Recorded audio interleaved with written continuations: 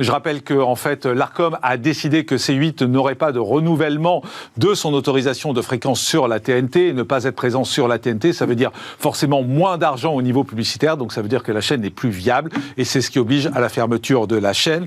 Emmanuel Macron a été interrogé samedi justement au salon de l'agriculture. Il a été interrogé par Élodie Huchard qui était sur place sur cette fermeture et lui a affirmé que ce n'était pas une décision politique. Écoutez-le. Non, ça n'est pas vrai. C'est pas une décision politique du tout. Et d'ailleurs, c'est rassurant. Et la loi a été conçue pour que ça ne soit pas une décision politique. C'est pas à l'arbitraire, ni d'un ministre, ni du président, d'ouvrir ou de fermer une chaîne. D'ailleurs, on oublie de dire que ces chaînes, en fait, c'est l'occupation du domaine public. Donc c'est normal qu'il y ait une autorisation. Il y a un cahier des charges et la loi est appliquée par une autorité qui regarde si c'est le cas ou pas. Et elle le fait aussi sous le contrôle du juge. Il y a un droit au recours. Moi, je suis dans mon rôle simplement à dire il faut que chacun soit dans son rôle et que personne ne déborde. Roch-Olivier Maistre, je le vois mal, tout seul dans son bureau, prendre la décision de stopper C8. Ou bien, il a pris la décision et il a appelé l'Élysée, ou le secrétaire général de l'Élysée, ou le président, et leur a dit « J'ai pris la décision d'arrêter C8, je voulais juste vous prévenir ». Ou bien, c'était quelque chose qui était monté en amont, et peut-être qu'ils ont monté un dossier pour arrêter C8. De ce que je sais, Emmanuel Macron n'était pas au courant. Il n'était pas au courant, il ne s'est pas occupé du dossier. Parce qu'il y a un dossier qui a été monté, apparemment. Entre guillemets.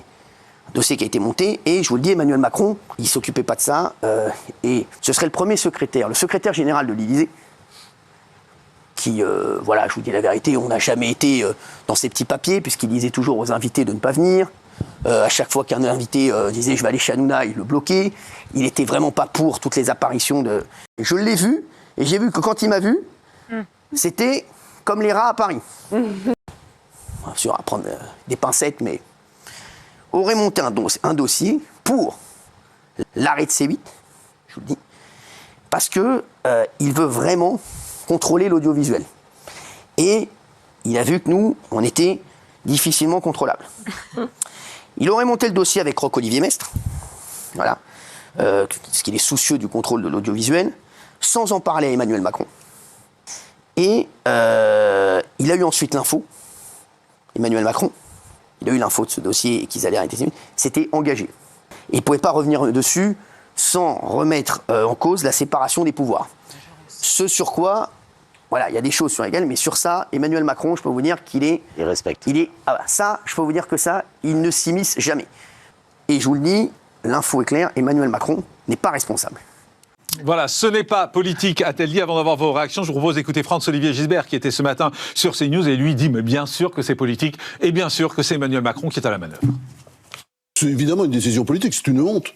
L'Arcom est un peu, comment dire, fait un peu ce que le pouvoir lui dit, d'une manière ou d'une autre. C'est le faux nez de... Mais oui, bien sûr, et Emmanuel Macron, évidemment, est derrière tout ça. Mais, si vous voulez, moi, je pense que cette affaire est une honte, parce que la liberté d'expression, enfin, dans la presse, pour moi, ça ne se divise pas. Mais au-delà de ça, je vais vous dire une chose. Qui êtes-vous, messieurs, pour me dire ce que j'ai à regarder et à entendre? Moi, j'ai ma télécommande. C'est avec ça. Et vous m'empêcherez pas de penser comme je veux. Parce que si c'est pour la pensée unique, parce que, on va le dire, l'Arcom, il y a qui? Nommé par le président de la République, d'accord? Mais aussi celui qui siège de la cassation, nommé par le président de la République. Ils sont tous en lien avec le président de la République. Elle est où l'indépendance? Mais au-delà de ça, on s'est tous battus pour la liberté d'expression, d'accord? Et je crois pas que moi, quand je passais à un plateau, j'étais purement... Mais quand vous avez une chaîne qui est vue par 2,5 millions de personnes, de quel droit et qui êtes-vous pour nous dire qu'on ne doit pas la regarder? Vous voulez quoi? Qu'on pense comme vous? Qu'on mange comme vous?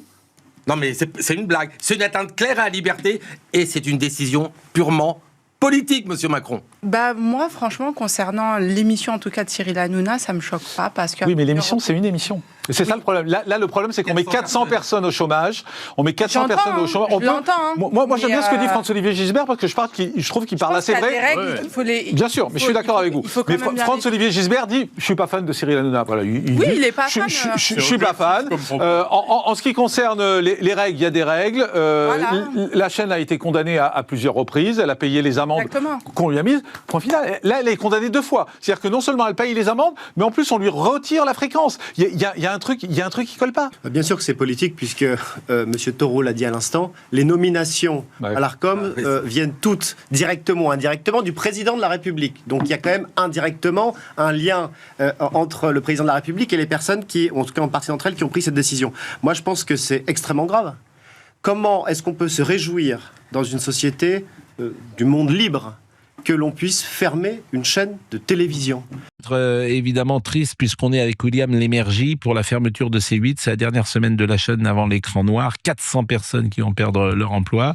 Et on a écouté hier William. Je vous propose peut-être d'ailleurs d'écouter ce que disait William. Bonjour William Lémergie. Bonjour Monsieur Pro, ça va? Bah écoutez, ça va non, ça va pas. Vous allez être à l'antenne dans combien de temps, William?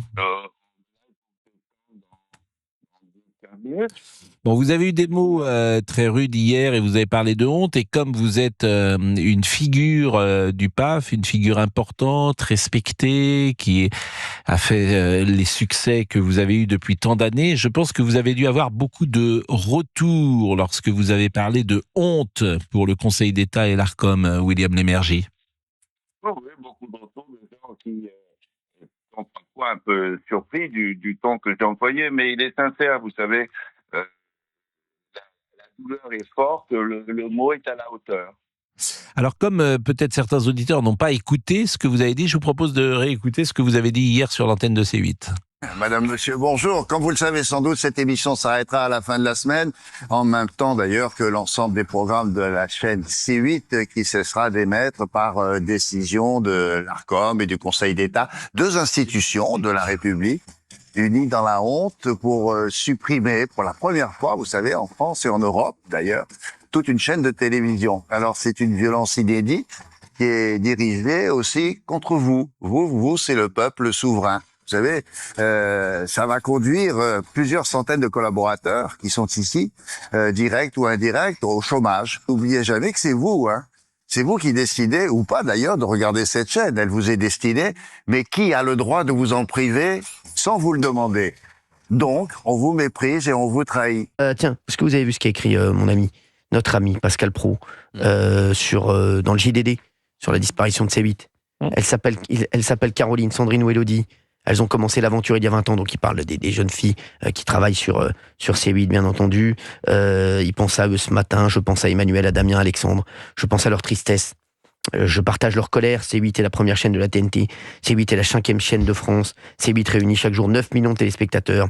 En France, une démocratie occidentale avancée. Il est illégal de fermer une chaîne de télévision. L'ARCOM n'a pas commis d'illégalité en écartant C8, a tranché mercredi le Conseil d'État, par une formule alambiquée et, disons-le, un peu honteuse.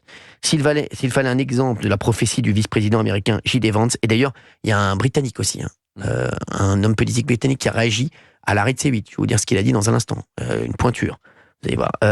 La suppression de C8 illustre son discours de Munich, où la liberté d'expression est en danger en Europe, et notamment en France.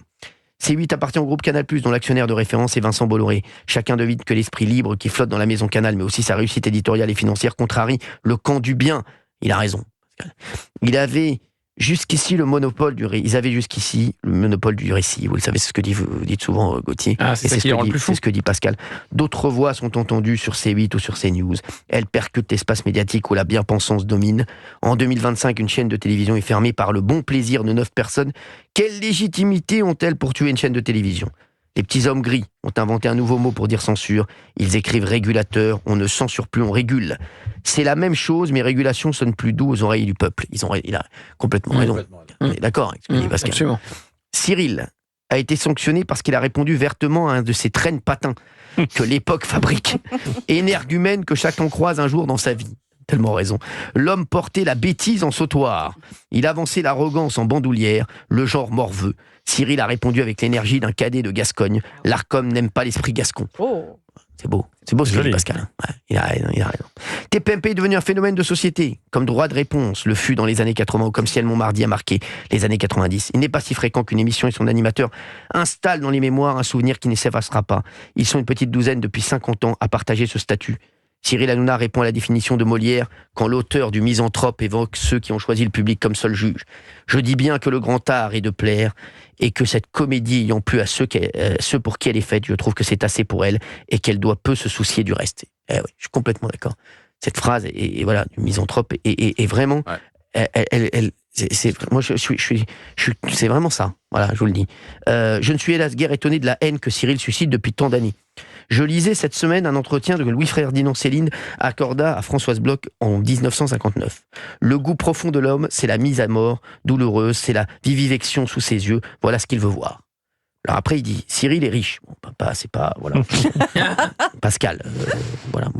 Cyril est célèbre. Cyril est photographié l'été au large de Saint-Tropez au bras d'une jolie femme.